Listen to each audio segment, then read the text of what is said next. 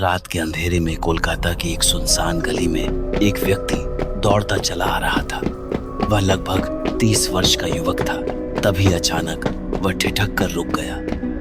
उसके सामने एक स्त्री खड़ी थी। लाल साड़ी, लंबे बिखरे बाल और आधा जला हुआ चेहरा। उस स्त्री के होठों पर एक विकराल मुस्कान फैली हुई थी। यह नहीं हो सकता। वह युवक कांपते होठों से बुदबुदाया। तुमने क्या सोचा था कि तुम बच जाओगे?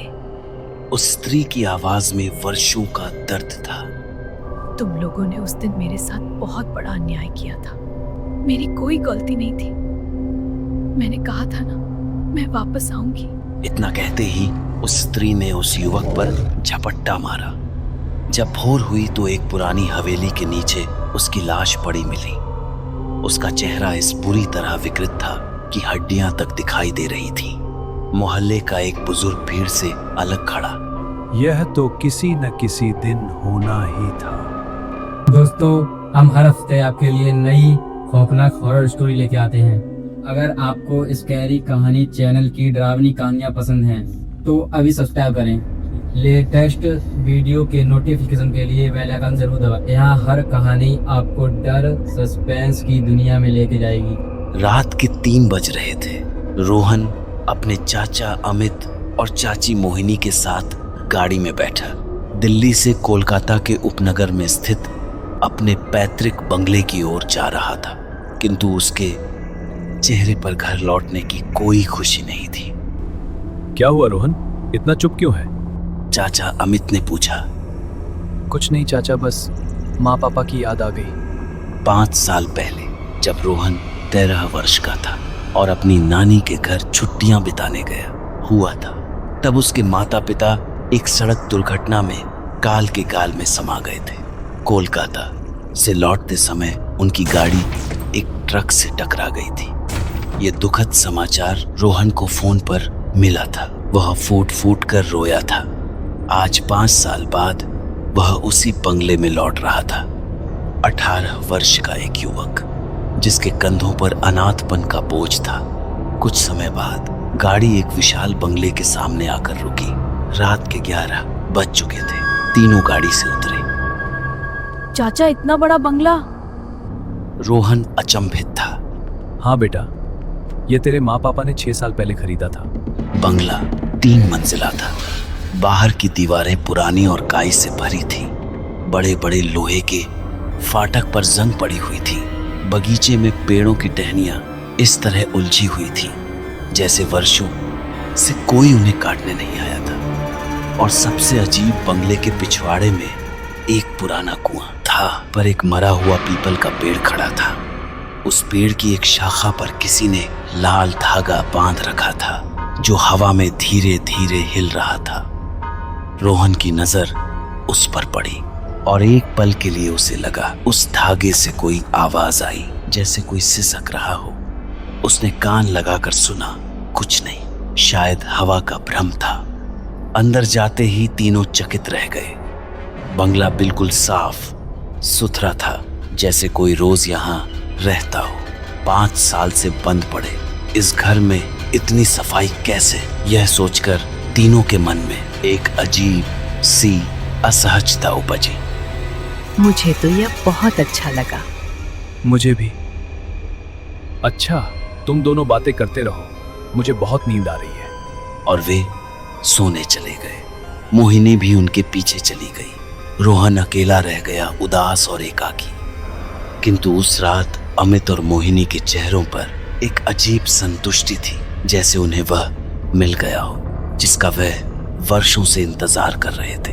और देखते ही देखते दोनों गहरी नींद में डूब गए। रात के लगभग 12 बजे रोहन अपने कमरे में बैठा था। उसने बिस्तर पर लेटकर आंखें मूंदने की कोशिश की, पर नींद नहीं आ रही थी। तभी उसे लगा दूसरे कमरे से कुछ आवाज आ रही है, जैसे कोई धीरे धीरे कदम रख रहा हो। वह उठकर बरामदे में आया। कुछ नहीं था, पर जैसे ही वह वापस मुड़ा, उसने देखा सीढ़ियों के नीचे अंधेरे कोने में कुछ हिला।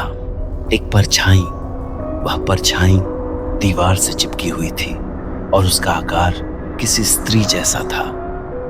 लंबे बाल, झुका हुआ सिर। रोहन ने आवाज दी, कौन है? कोई जवाब नहीं। वह आगे बढ़ा। परछाई गायब हो गई। दीवार पर नाखून से खरोंचे हुए कुछ शब्द थे। इस घर का सच जानना चाहते हो? खरोंचे बिल्कुल ताजी थी। मिट्टी अभी तक गिर रही थी। उस रात उसे नींद नहीं आई। रात के 2 बज रहे थे। अमित की नींद अचानक एक आवाज से टूट गई। तुम लोगों ने मेरे साथ बहुत गलत किया। वह चौंक कर उठ बैठे। उस आवाज के खिंचाव में वे बंगले से बाहर निकले और कुएं के पास जा पहुंचे। रास्ते में उन्होंने देखा जमीन पर पांवों के निशान थे। किसी नंगे पांव के निशान जो कुएं की तरफ जाते थे। कुएं के पास पहुंचते ही उनके भीतर एक गहरी बेचैनी उठने लगी, जैसे इस कुएं से उनका कोई पुराना रहस्य जुड़ा हो। पानी की सतह पर कुछ हिल रहा था। उन्होंने झुककर देखा और उनका दिल धक से रह गया।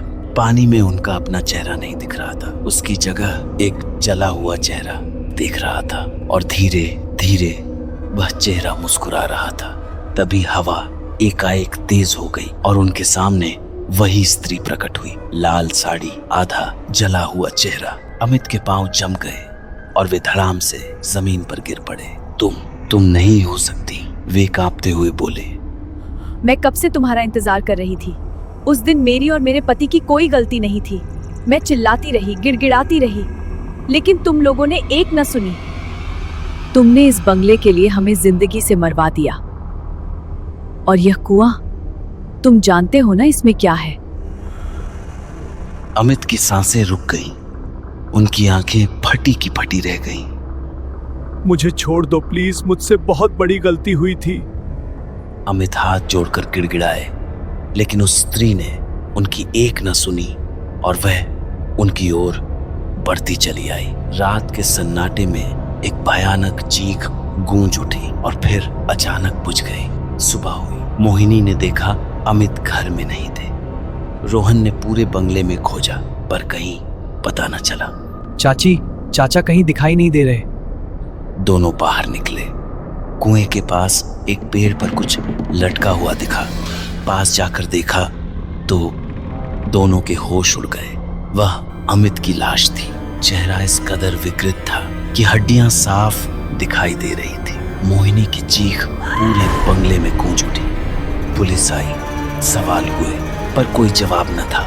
शाम को पुलिस चली गई और रोहन और मोहिनी अकेले रह गए उस बड़े खामोश बंगले में। उस दिन दोपहर में रोहन ने कुछ ऐसा देखा जिसने उसे भीतर तक हिला दिया। 3री मंजिल पर जाने की सीढ़ियां चाची ने पहले दिन से ही बंद कर दी थी। वहां छत टूटी है, मत जाना यह कहकर। पर उस दोपहर रोहन ने देखा कि 3री मंजिल की एक खिड़की मेन रोशनी टिमटिमा रही थी, जबकि वहां बिजली का कनेक्शन था ही नहीं। वह सीढ़ियां चढ़ा। दरवाजा अंदर से बंद था। उसने धक्का दिया, दरवाजा खुल गया। अंदर का नजारा देखकर उसके पांव जड़ हो गए। कमरे में एक पुरानी कुर्सी थी। उस पर एक साड़ी रखी हुई थी, लाल साड़ी। दीवारों पर तस्वीरें थीं उसकी माँ और पापा की, लेकिन हर तस्वीर पर किसी ने लाल रंग से कुछ लिखा हुआ था। रोहन ने पास जाकर पढ़ा, हमें जानबूझकर मारा गया। और उस कुर्सी के नीचे एक पुरानी डायरी। रोहन ने कांपते हाथों से वह डायरी उठाई।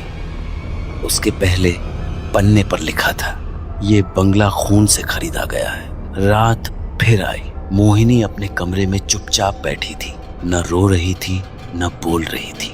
उसके चेहरे पर एक अजीब भाव था, जैसे कोई बात उसे भीतर ही भीतर खाए जा रही हो। वह बार बार खिड़की से उस कुएं को एकटक देखती रहती। तभी हवा एकाएक ठंडी और तेज हो गई। कमरे की मोमबत्तियां एक साथ बुझ गई और खिड़की के शीशे पर किसी उंगली ने धीरे धीरे लिखा, अब तेरी बारी। मोहिनी की सांसें उखड़ गई। वही स्त्री, लाल साड़ी, आधा जला चेहरा, बिखरे बाल मोहिनी के सामने आ खड़ी हुई। उसके पांव जमीन से 1 इंच ऊपर थे। उसकी आंखें जल रही थीं, 2 अंगारों की तरह। बस तू ही बची है, आज मेरा बदला पूरा होगा। मोहिनी चीखने के लिए मुंह खोलने ही वाली थी कि तभी कमरे का दरवाजा खुला और रोहन अंदर आया। उसने उस स्त्री को देखा और एक पल के लिए जैसे उसका दिल धड़कना भूल गया, क्योंकि उस आधे जले चेहरे में, उन कांपती आंखों में उसे अपनी माँ की झलक दिखाई दी। बेटा, मैं कितने सालों से तेरा इंतजार कर रही थी। रोहन के पांव जम गए, आंखें भर आईं। वह माँ को देखकर खुश नहीं था, बल्कि उसके मन में एक गहरी पीड़ा थी। यह सब तुमने क्यों किया माँ? उसकी आवाज कांप रही थी। बेटा, मैंने कुछ गलत नहीं किया। मैं सिर्फ इन लोगों को उनके पापों की सजा दे रही हूँ, जो इन्होंने तेरे पापा के साथ और मेरे साथ किया था। मतलब? रोहन ने पूछा। उसकी सांसें रुक सी गई थी। बेटा, मेरा कोई कार दुर्घटना नहीं हुआ था। कमरे में एक गहरी खामोशी पसर गई। मोहिनी दीवार से चिपक कर कांपने लगी। तेरे चाचा अमित को यह बंगला चाहिए था। यह बंगला तेरे पापा के नाम था। इन्होंने तेरे पापा को पहले झूठे मुकदमे में फंसाने की कोशिश की। जब वो नहीं माने तो इन्होंने किराए के बदमाशों से उस रात हम दोनों की गाड़ी रोकवाई, कोलकाता की सुनसान सड़क पर। तेरे पापा को वहीं मार दिया गया और मुझे जिंदा जलाने की कोशिश की गई। मैं किसी तरह बची, घिसटते हुए इस कुएं तक पहुंची और यहीं गिरी, यहीं मरी। रोहन का पूरा शरीर कांप रहा था, आंसू उसके गालों पर बह रहे थे। इस कुएं में मेरी हड्डियां आज भी हैं बेटा। किसी ने ढूंढा नहीं, क्योंकि उन्होंने दुनिया को बता दिया कार एक्सीडेंट, तू झूठा था, तू मान गया। रोहन ने पीछे मुड़कर मोहिनी को देखा। मोहिनी की आंखें झुकी हुई थी। यह सब जानती थी तुम? मोहिनी कुछ न बोली। रोहन की माँ ने आगे बढ़कर मोहिनी की कलाई थामी। मोहिनी की चीख निकली और फिर वह ढेर हो गई। बंगले में सन्नाटा छा गया। भोर होते होते कोलकाता पुलिस को एक अनजान फोन आया। उस फोन पर एक लड़के की आवाज थी, थकी हुई, टूटी हुई। मैं रोहन बोल रहा हूँ। बंगाली टोला के पास वाला पुराना बंगला जानते हैं? उस बंगले के पिछवाड़े के कुएं में एक औरत की हड्डियां मिलेंगी। उसका नाम था सुमन वर्मा, मेरी माँ। फोन कट गया। रोहन बंगले के बाहर खड़ा था।